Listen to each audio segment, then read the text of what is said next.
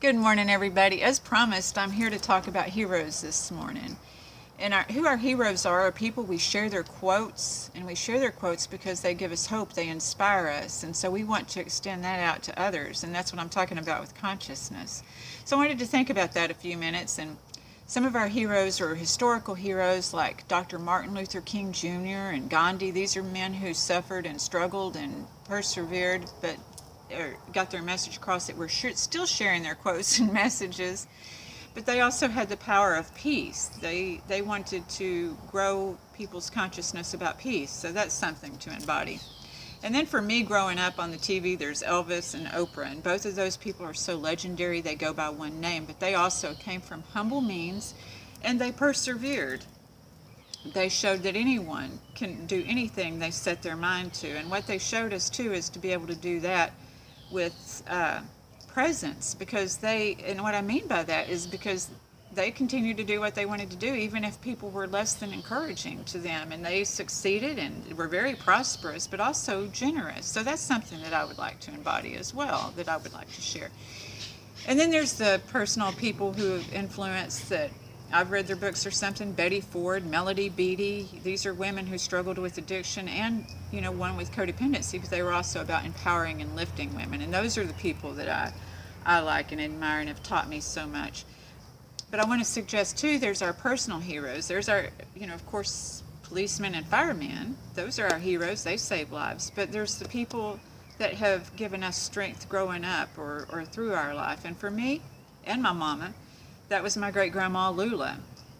She lived to be 96 years old. Her main message was about health. She was like, if you've got a health, you've got wealth. She walked, she ate well, and she did what she needed to do. But not only did she take care of herself well, she took care of her siblings when her mom passed when she was 9 years old. I love to hear her stories. And then at 89, she fell and broke her hip and had to go in the nursing home. And I still would go and listen to her story. She was that awesome to me. She was a woman of great faith, like Mother Teresa. She was that much of a saint to me. Not to slight Mother Teresa any, but I would go to the nursing home. Often on Sundays, my great-grandma would have her arms lifted in praise because she was just a great woman of faith. She taught me to have a great deal of faith, too. And even sharing the next story, she told me that she was married once before my great-grandpa. I didn't know that. And then she also told me that she had a baby boy. And obviously I didn't know that too because he died when he was 3 years old of pneumonia. But what she taught me to have dignity and grace through grief. And so, she was an awesome person in my life to be a hero and to show me the strength to keep going forward. Also, there's my life coach and my fairy goddess mother, Miss Linda. Without her, I wouldn't be where I am today.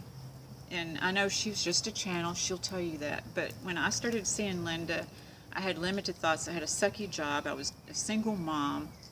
I didn't do well in relationships. I projected a lot of shit onto, my intimate people in my life. So working with Linda, I was able to overcome so much of that, to change my thinking to unlimited possibilities. Look at me. I'm living in a place where it's summer all the time. Remember when we're kids and we do those little things like this or write in those books and pick a number? And I always wanted to live someplace where it was summer all the time. Here I am. Also remarried my ex-husband and quit projecting shit onto people and learned to live and own my own shit, So that was some great healing. So Miss Linda was really a healer, and she really expanded my consciousness. My hope is for you to find somebody who expands your consciousness. Also, I shared that Sunny, this lady I'm watching on YouTube videos, that she's helping me expand my consciousness past the screen and everything else. But she suggested that we pick 3 people from books she read.